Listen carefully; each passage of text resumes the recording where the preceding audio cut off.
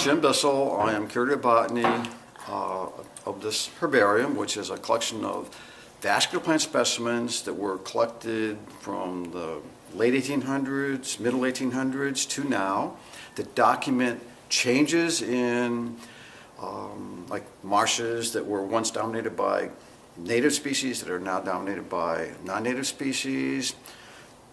It actually, when White River, this museum is built, used to be a black oak barren, and we know, and this is a very rare habitat because several individuals, a ship captain's wife, an engineering student, in the 1890s and early 1900s, they were collecting all these rare plants in black oak barrens, and they ended up in this collection. So we have the best reference collection for not only Cleveland, but all the counties in northeastern Ohio.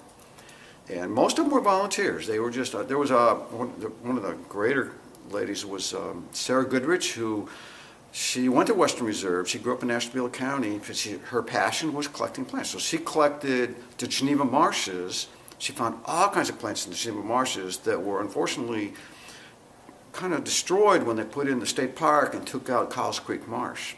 But we have a reference because of her work from the 1880s. 1890s in this collection. So it's the most important baseline for northeastern Ohio vegetation historically and now. I mean, we document the spread of invasives on interstates, downtown Cleveland, and actually cool stuff that shows on downtown. We actually find threatened and endangered plants sometimes in downtown Cleveland, along the Cuyahoga River, or even in like cleared vacant lots. Rare plants can show up, and we find them, and we document them.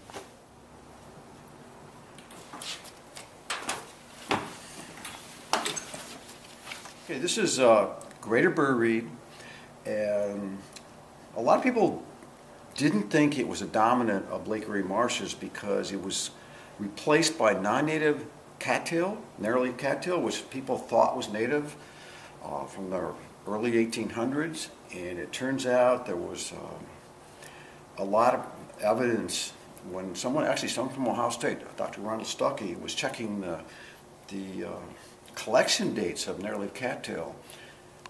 Because there were published floras in New England and around Boston, also in New York and Philadelphia, and there was no narrowleaf cattail in 1800. The first narrowleaf cattail specimens were 1820, and so it's almost assured now that it was introduced, and it's a very bad invasive plant. And the worst thing, no, this is the good one. This is our greater burrweed, which dominated Lake Erie marshes, but it was replaced so early by the non-native cattails, narrowleaf cattail, and the narrowleaf cattail completely chokes it out. But it stays in the seed bank at least 50 years and probably over a century. We've had some places have been either covered by weeds and then restored, and it pops up. So these seeds have the capacity to really bank for a long time. The seed bank is, a lot of Lake Erie marsh plants do that too. But unlike cattail, which is persistent, this is a non-persistent emergent plant, and after the first frost it collapses. And so you end up with open sand, wave action. You don't get ponds that are like you don't get, the water doesn't move around. And where you get the dense cattail stands, you don't get a lot of back and forth movement, oxygenation, and so you get this, the debris of the cattail just builds up. It actually becomes a big organic mass, and actually it produces when it rots, you get it's really bad for global climate change.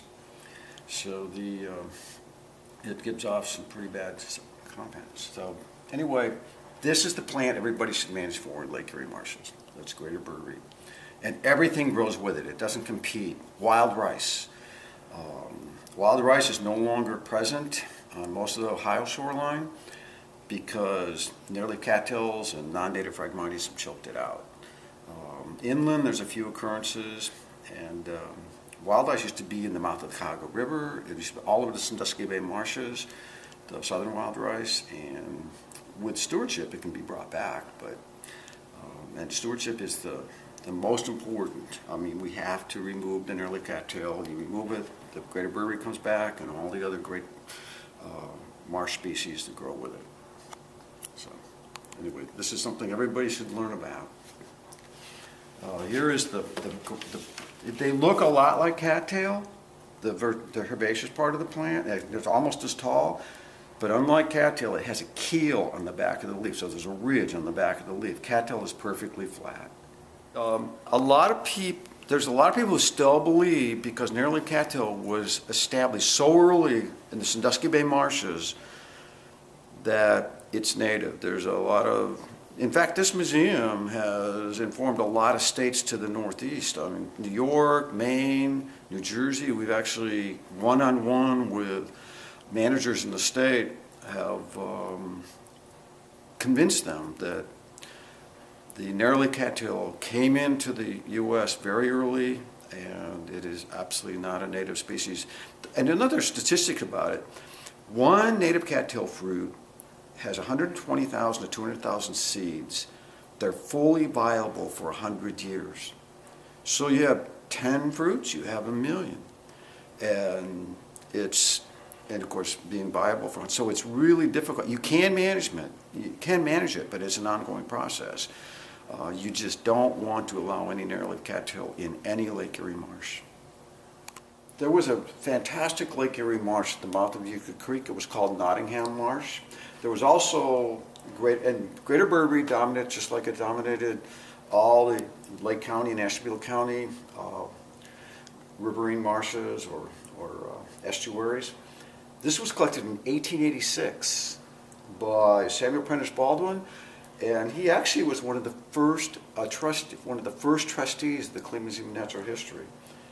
But once again, this was collected on July 6, 1886 by Samuel Prentice Baldwin. And once again, this herbarium has the most important historical reference for Cuyahoga County, Lake County, Geauga County, lots from Lorain County, Erie County, Ashtabula, and Trumbull County. And Summit, for that matter. I mean, all the northeastern counties. But this is the dominant Lake Erie marsh Burberry that used to be, historically, would have been common all over Sandusky Bay before the narrowleaf cattails came in and choked it out. But it all can be managed. That's the cool thing about Lake Erie marshes.